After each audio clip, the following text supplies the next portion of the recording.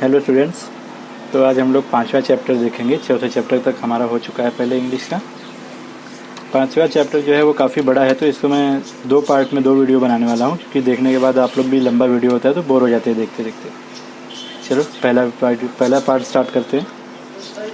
Chapter का नाम देखो क्या है, हिज फर्स्ट फ्लाइट, मतलब उसकी पहली उड़ान। अब ये चैप्टर किसके बारे में दिया गया है एक अंदाज़ा लगा सकते हैं हम लोग।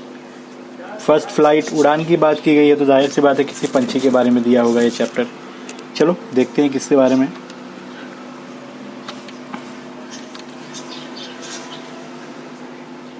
हिज फर्स्ट फ्लाइट मतलब उसकी पहली उड़ान। The young seagull was alone on his ledge. यहाँ पे देखो सेगुल दिया है। सेगुल वर्ड का मतलब क्या होता है? सेगुल एक चिड़िया का नाम है, एक सेगुल है, ये पंछी का नाम है। वॉज अलोन ऑन हिज लेज। लेज मतलब होता है a narrow horizontal shelf protecting him from a wall or a cliff। मतलब किसी तरह के एक घोंसले जैसा बना हुआ, दो तरफ से ढका हुआ, जो कोई भी एक संरक्षण हो उसके लिए, उसे लेज कहा जाता है। इसके बाद his 2 brothers and his sister had already flown away। उसके 2 भाई और उसकी जो बहन थी वो पहले से ही उड़ चुके थे, उन्हें उड़ना आता था। He had been afraid to fly with him। उसे उनके साथ उड़ने में डर लगता था। Somehow, when he had taken a little run forward to bring off the ledge and attempt to flap his wings, he became afraid। जब उसने पहली बार उड़ने की कोशिश की और अपने पंखों को आगे की तरफ ले जाकर फ्लैप किया। फ्लैप करना मतलब क्या है? फड़फड़ाना। पंखों को फड़फड़ाया अपने, तो वो क्या हुआ था? डर गया था उड़ने से।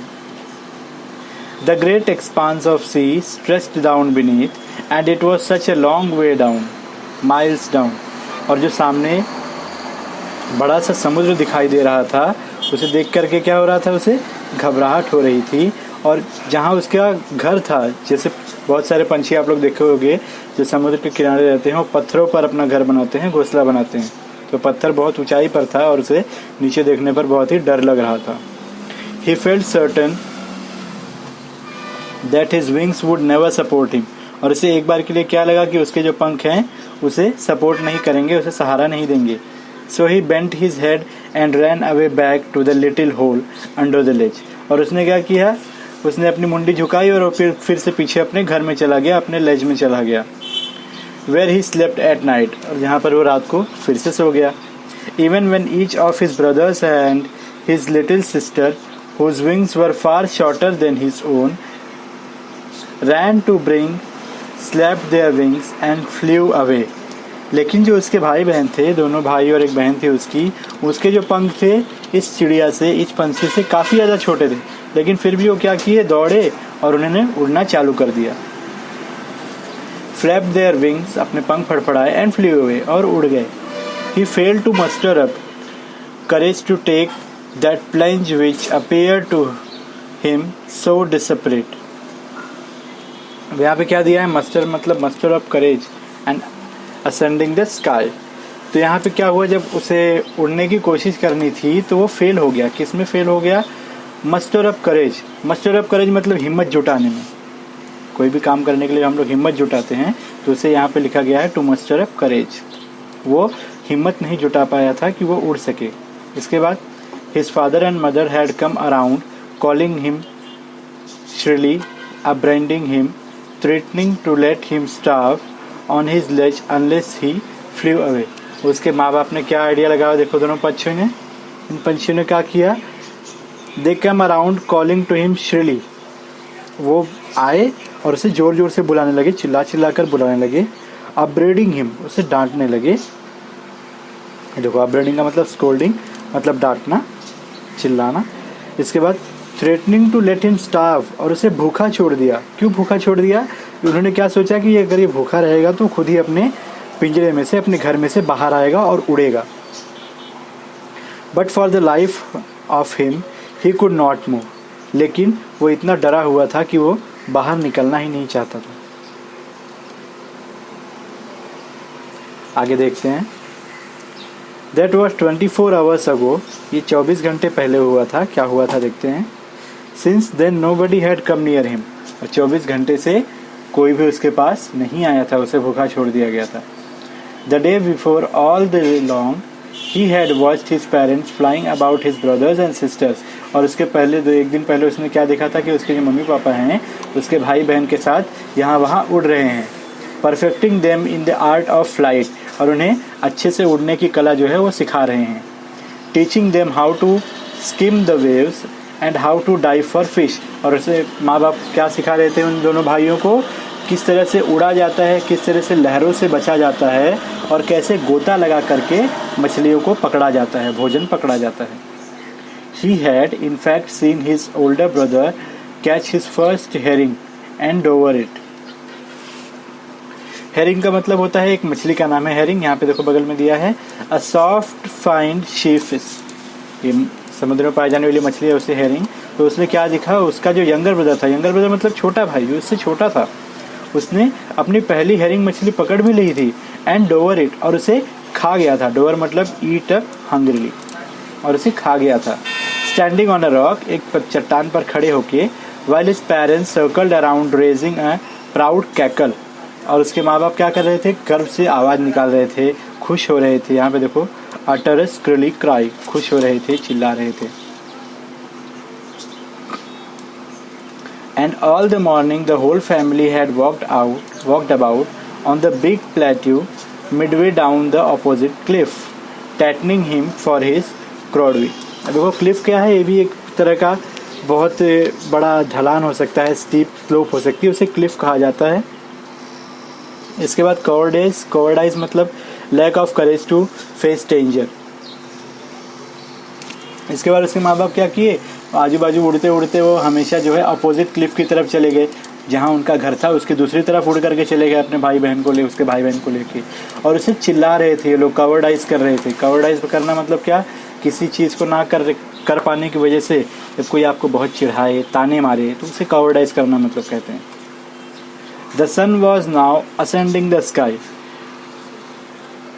और अब क्या हुआ था, जो सूरज था वो धीरे धीरे आसमान में ऊपर चढ़ रहा था।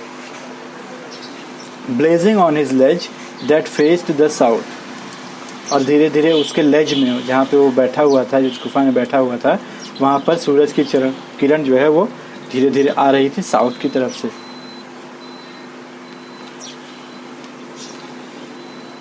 He felt the heat because he had not eaten since the previous nightfall, और उसे जो है उसकी तपन महसूस हो रही थी, गर्मी महसूस हो रही थी बहुत ज़्यादा।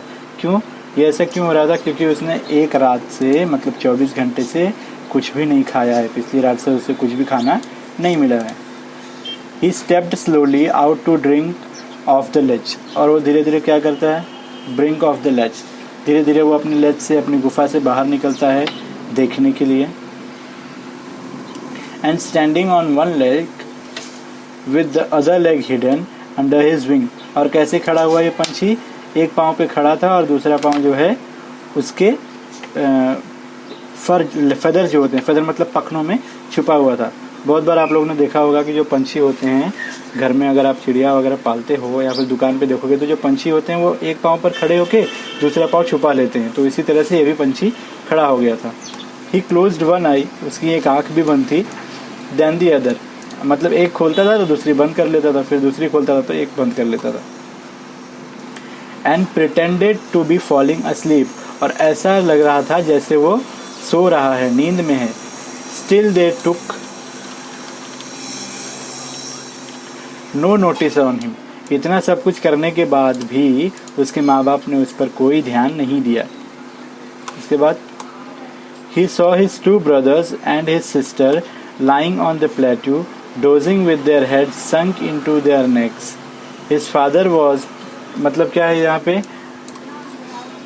ही saw his two brothers and sisters, उसने देखा कि उसके भाई बहन जो हैं lying on the plateau dozing, वो प्लेटो पर जहाँ पे पत्थर वगैरह होते हैं या फिर बीच होता है वहाँ पे पड़े हुए थे।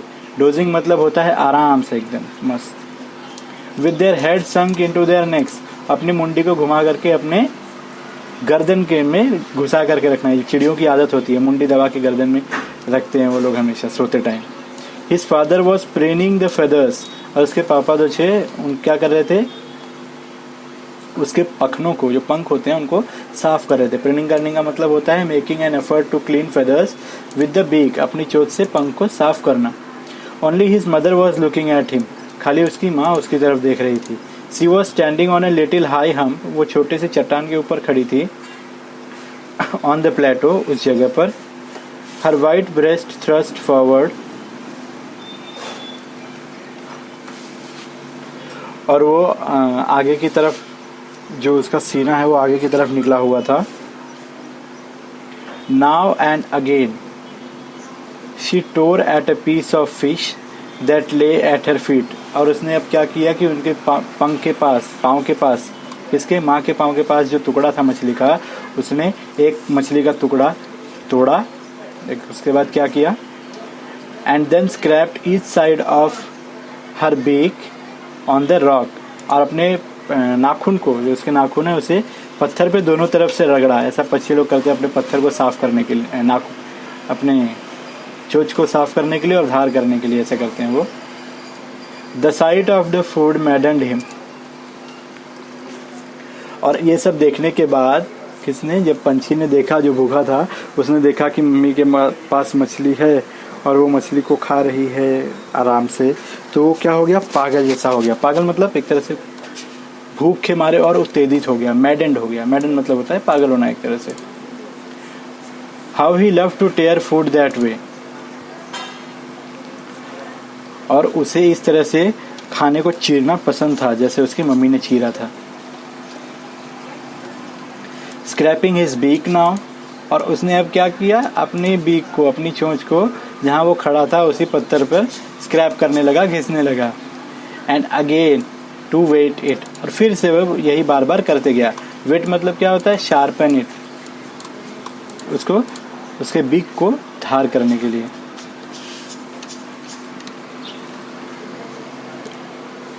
गए गए गए, ही क्राइड, और वो पंछी जो था रोने लगा। Beginning her to bring back him some food, ताकि उसकी माँ उसके लिए थोड़ा खाना लेके आ सके। But he kept calling plaintively, and after a minute or so he uttered a joyful scream, लेकिन वो बार बार उसे बुलाने लगी और कुछ समय के बाद वो बहुत खुशी से चिल्लाई। जॉयफुल मतलब, जॉय मतलब खुश होना, प्लांटिवली मतलब स्क्रीमिंग लाउडली, बहुत ज़ोर से चिल्लाना, रोना। And after a minute so he uttered a joyful scream, और कुछ समय के बाद जब वो रो चुका एकदम से, वो खुश होकर चिल्लाने लगा।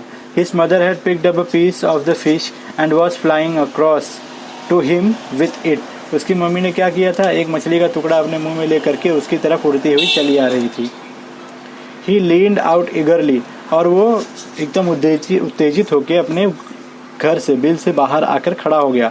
Tapping the rock with his feet, और पत्थर जो था वहाँ पे उसको अपने पंजों से बार बार टैप करने लगा, थपथपाने लगा। Trying to get nearer to her as he flew across, और वो क्या ट्राई कर रहा था कि मैं भी उड़ के मम्मी के पास पहुँच जाऊँ, जो खाना लेकर के उड़ रही है यहाँ वहाँ। But when he saw just opposite to him, he halted, her wings motionless. इसका मतलब क्या, लेकिन जैसे उसने देखा कि माँ उसके एकदम बगल में आ गई है, उसने अपने विंग्स को, पंखों को फड़फड़ाना बंद कर दिया। हॉल्टेड मतलब क्या, रोक देना। हर विंग्स मोशनलेस, और उस मोशनलेस कर दिया। The piece of fish in her beak almost within reach of his beak, जो उसके माँ के पास मछली का टुकड़ा था वो उसके मुंह के चोंच के बहुत ही करीब था। The piece of fish with in beak almost within reach of his beak. He waited a moment in surprise, कुछ समय के लिए वो क्या हो गया, सरप्राइज होकर के रुक गया। Wondering why she did not come nearer, और क्या सोच रहा था कि वो मेरे पास क्यों नहीं आई, इतना पास आकर भी वो चली क्यों गई। एंड देन, और अब, मैडेंड बाय हंगर, वो भूख से और पागल हो गया था और गुस्सा हो गया था। ही डाइव्ड एट द फिश, अब उसने क्या किया, उसने छलांग लगा दी सीधा पत्थर पे से। अभी तक वो कहाँ गुफा में बैठा हुआ था, 2 दिन से उसके माँ बाप ने उसे खाना नहीं दिया था, अब उससे भूख बर्दाश्त नहीं हो रही थी, और उसने क्या किया, उसने डाइव कर दिया, गोता लगा दिया सीधा। विथ ए लाउड स्क्रीम, और बहुत ज़ोर से चिल्लाते हुए। He fell outwards and downwards into space, और वो बाहर की तरफ कूद गया और समुद्र में नीचे की तरफ उड़ता हुआ चला गया। इसके बाद क्या हुआ देखते हैं। Then a monstrous terror seized him and his heart stood still. और इसके बाद वो शॉक हो गया जब वो नीचे छलांग मचा दिया। Then a monstrous terror seized him. एकदम से वो शॉक हो गया कि अरे मैं तो उड़ रहा हूँ। And his heart stood still. और उसका दिल जैसे एक समय के लिए थम ही गया था। He could hear nothing. उसे कुछ सुनाई नहीं दे रहा था। But it only lasted a minute. लेकिन वो कुछ मिनट के लिए ही था। The next moment he felt his wings spread outwards. और अगले ही पल उसे क्या महसूस हुआ कि उसके पंख जो हैं वो पूरी तरह से फैल चुके हैं, खुले हुए हैं। The wing rushed again his breast feathers. और उसके पंख जो हैं फड़फड़ाते हुए उसके छाती पर जो feathers थे उनको रगड़ रहे थे।